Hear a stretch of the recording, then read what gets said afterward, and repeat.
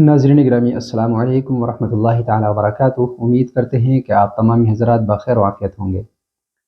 नाज़रीन ग्रामी, आज हम फिर एक नई वीडियो के साथ आपके सामने हाज़िर हैं। उम्मीद करते हैं कि आप तमाम हज़रात हमारी वीडियो को आखिर तक ज़रूर देखेंगे।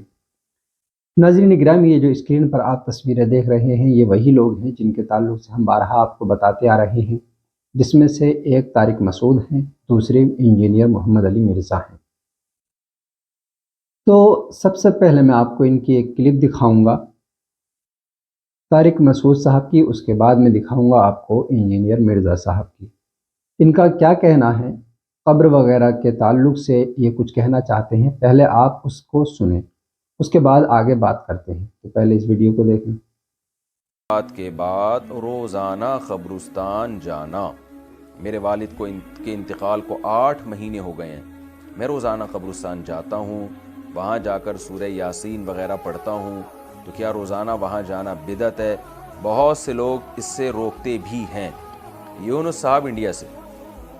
देखें, सूरह यासीन पढ़ने के लिए जाना तो बिदअत है। सूरह यासीन तो कहीं से भी पढ़ी जा सकती है, यहाँ भी पढ़ी जा सकती है, वहाँ भी पढ़ी जा सकती है। आप अगर सिर्फ ज़ियारत के लिए जाते हैं तो 2 ज़ियारतें हो सकती हैं। एक तो कब्रिस्तान की ज़ियारत के लिए जाना, वो तो नबी सल्लल्लाहु अलैहि वसल्लम ने हुक्म दिया, फरमाया ज़ूरुहा फ़इन्नहा तुज़क्किरुल आखिरा, कब्रिस्तान की ज़ियारत किया करो, इससे आखिरत की याद ताज़ा होती है। तो जितनी ज़्यादा ज़ियारत करें, आप रोज़ाना जाएँ। रोज़ाना आखिरत कब्र को याद करने के लिए तो रोज़ जाना भी फजीलत है, इसमें कोई मुमानत की कोई दलील नहीं, क्योंकि जब नबी ने हुक्म दे दिया तो हर आदमी अपनी इस्तिताअत के बक़दर जा सकता है। दूसरा मसला है स्पेशल वालिद की कब्र के लिए जाना। तो इसका भी हदीस से हमें सबूत मिलता है। नबी सल्लल्लाहु अलैहि वसल्लम ने अल्लाह से इजाज़त मांगी कि अपनी वालदा की कब्र की आपको इजाज़त दी जाए, उनकी ज़ियारत की, तो अल्लाह ने इजाज़त दे दी। तो वालदा से मोहब्बत थी, इसी वजह से रसूलुल्लाह सल्लल्लाहु अलैहि वसल्लम अपनी वालदा की कब्र की ज़ियारत के लिए गए। तो इंसान को जिससे मोहब्बत होती है, ज़ाहिर है उसकी हर चीज़ से मोहब्बत होती है। तो वालिद से अगर आपको मोहब्बत है तो उनकी कब्र की ज़ियारत का दिल चाहता है इंसान का, मैं जाके अपने वालिद की कब्र की ज़ियारत करूं। लेकिन स्पेशल दुआ मांगना के लिए जाना या तिलावत के लिए जाना, उसमें जाने की ज़रूरत नहीं है। वो दुआ हर जगह से कबूल होती है, इसाले सवाब हर जगह से होता है। तो इस नीयत से आप ना जाएं। हाँ, जाने के बाद आप वहाँ दुआ करें या कुछ तिलावत कर लें तो वो जायज़ है। एक है गए और आपको ख्याल आया कि खामोश बैठने से बेहतर है कि मैं अपने वालिद के लिए दुआ करूँ, तो ये बहुत अच्छी बात है। लेकिन ये समझना कि वहीं जाके तिलावत करूँगा तो ज़्यादा फ़ायदा होगा, वहीं जाके दुआ मांगूँगा तो ठीक है, वहाँ जाके दुआ मांगने में ज़रा इस्तेहज़ार ज़्यादा होता है, इस लिहाज से तो बहरहाल फ़ायदे की चीज़ है। लेकिन ऐसी चीज़ें आहिस्ता आहिस्ता बिदअत बन जाती हैं। तो इसलिए आप रोज़ाना वालिद साहब की कब्र की ज़ियारत करें तो कोई गुनाह नहीं है, लेकिन इस ज़ियारत की बेस वालिद साहब से मोहब्बत होनी चाहिए। फिर वहाँ जाके फ़ुज़ूल बैठने के बजाय आप सूरह यासीन पढ़ लें या दुआ मांग लें वालिद साहब के लिए, तो ये भी एक सवाब का अमल है, इसके भी नाजायज़ होने की कोई दलील नहीं है। लेकिन ये कॉन्सेप्ट कि यहाँ से सवाब पहुँचाऊँगा तो कम पहुँचेगा, वहाँ जाके यासीन पढ़ूँगा तो ज़्यादा सवाब मिलेगा, ये तसव्वुर 100% गलत है। तो नाज़रीन ग्रामी, ये क्लिप जब आपने सुन ली तो आप समझ गए होंगे कि ये क्या कहना चाहते हैं। शुरू में तो इन्होंने ये कहा कि अगर इस नियत से कब्र पर जाया जाए तो कोई हरज नहीं, लेकिन इसके अलावा आखिर में ये कहते हैं कि अगर ऐसा करते हैं तो आप जो है बिदअत की तरफ बढ़ जाएंगे, यानी बिदअत में बिदअती काम करना शुरू कर देंगे। अब इनकी आपने जितनी भी वीडियोस देखी हों जिस पर ये तनकीद वगैरह करते हैं, तो इनका सिर्फ ये कहने का मकसद होता है कि ये बिदअत है, इसके अलावा दूसरी कोई भी बात नहीं समझाते ये। अब बिदअत की बात की जाए तो बिदअत की कई किस्में हैं। बहुत सी बिदअत वो हैं कि जिनका करना मुबाह है, और बहुत सारी बिदअत जो हैं वो हैं जिनका करना जो है अच्छा है, और बहुत सारी बिदअत वो हैं जिनका करना गुनाह है। और भी जो है इसमें बहुत सी तफसील है।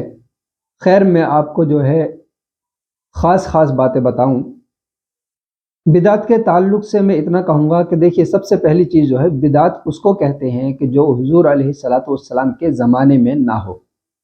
जो चीज़ हुज़ूर के ज़माने में नहीं थी और वो अब है तो उसको बिदात कहते हैं। अब अगर सिर्फ यही चीज़ ले ली जाए कि अगर बिदात नाजायज़ और हराम हो, तो ऐसी कितनी चीज़ें हैं दुनिया के अंदर जिनको हमें छोड़ना पड़ेगा इनके मुताबिक। देखिए, उस ज़माने में पक्के घर नहीं हुआ करते थे, आज हम पक्के घरों में रहते हैं। तो आप बिदाती तो सबसे पहले आप हैं। पहले अपने घर को तोड़ें, उसके बाद مٹی کا گھر بنائیں۔ اس دور میں مٹی کے ہی گھر ہوا کرتے تھے، پکے اس طرح کے گھر مکان نہیں ہوا کرتے تھے۔ دوسری بات، جو ہم سفر کرتے ہیں ہوائی جہاز وغیرہ میں، ایروپلین اور موٹر سائیکل، بہت ساری چیزیں ایسی ہیں جن میں ہم سفر کرتے ہیں جو حضور علیہ الصلاۃ والسلام کے زمانے میں نہیں تھی۔ اب ہم اس میں سفر کرتے ہیں تو یہ بھی بدعت ہوا۔ تو بدعت کا مطلب ان کے حساب سے ناجائز و حرام ہوا، تو اس لیے ہمیں یہ بھی سب چھوڑنا پڑے گا۔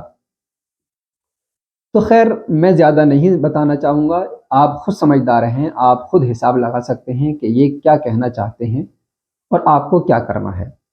اب رہی بات انجینئر مرزا صاحب کی، یہ کلپ بھی ہم نے یوٹیوب سے لی ہے، اور ان کی کلپ ہم پہلے آپ کو دکھاتے ہیں، اس کے بعد اس پر بھی بات کریں گے۔ پہلے آپ اس کلپ کو دیکھیں۔ اگلا سوال ہے، نبی صلی اللہ علیہ وآلہ وسلم نے قبروں پر ٹہنیاں لگائی تھیں، تو کیا ہم قبر پر پھول ڈال سکتے ہیں؟ یہ اسی طریقے سے کہ حجر اسود ہے تو ہم بزرگوں کی چوکھٹ کو چوم سکتے ہیں۔ قبروں پہ ٹہنی ضرور لگائیں آپ، پھول ڈالنے کی کوئی اصل نہیں ہے، کیونکہ نبی صلی اللہ علیہ وآلہ وسلم کے بارے میں بخاری مسلم میں آتا ہے، ایک سفر میں آپ 2 قبروں کے پاس رک کے فرمایا ان 2 قبر والوں کو عذاب ہو رہا ہے، ایک پیشاب کے چھینٹوں سے نہیں بچتا تھا، دوسرا چگلی کھاتا تھا۔ پھر آپ نے ایک ٹہنی اپنے مبارک ہاتھوں سے توڑی، اس کے 2 حصے کیے، اس پہ ڈال دی، دونوں پہ لگا دی، فرمایا جب تک یہ ہری رہیں گی عذاب میں تخفیف ہوگی۔ اس میں اکثر محدثین کا یہ خیال ہے کہ یہ نبی علیہ السلام کے مبارک ہاتھوں کی برکت ہے، یہ نہیں ہے کہ آپ کسی کی قبر پہ بھی کوئی ٹہنی لگا دیں گے تو عذاب میں تخفیف ہوگی، نور سے بھری گئی ہیں۔ تو اس لیے وہ ٹہنیوں والی بھی آپ صلی اللہ علیہ وآلہ وسلم کی مبارک برکت تھی۔ اگر کوئی اس پہ سنت پہ بھی عمل کرتا ٹھیک ہے، ٹہنیاں لگائے، پھول پھینکنا نہیں ہے۔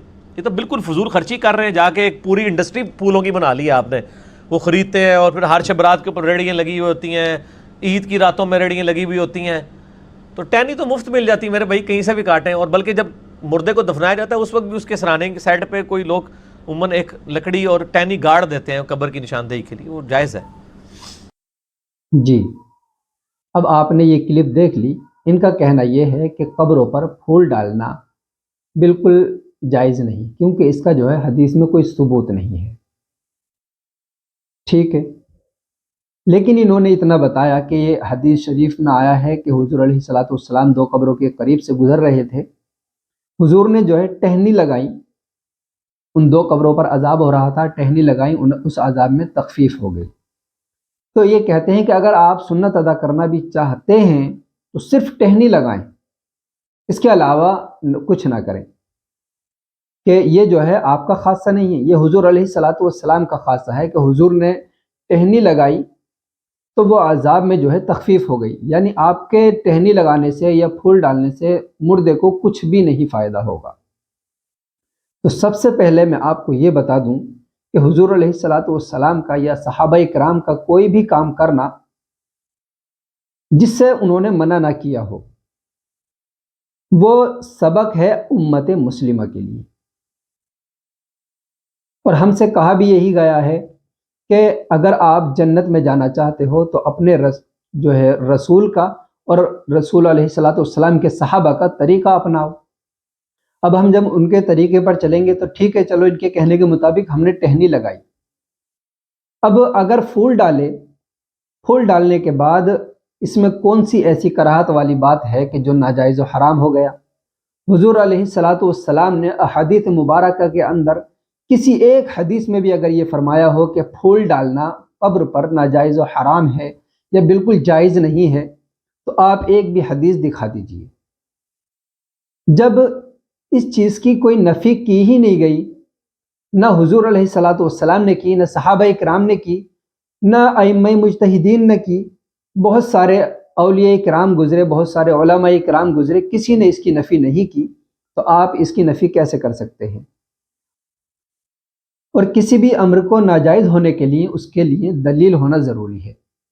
اگر آپ کو کسی بھی امر سے نہیں روکا گیا تو اس کا کرنا ثواب ہے، اگر ثواب بھی نہیں ہے تو کم سے کم گناہ تو ہے ہی نہیں۔ خیر، آپ ان کی یہ جو ویڈیوز آپ نے دیکھی ہیں، آپ بخوبی سمجھ گئے ہوں گے کہ ان کا کیا حال ہے۔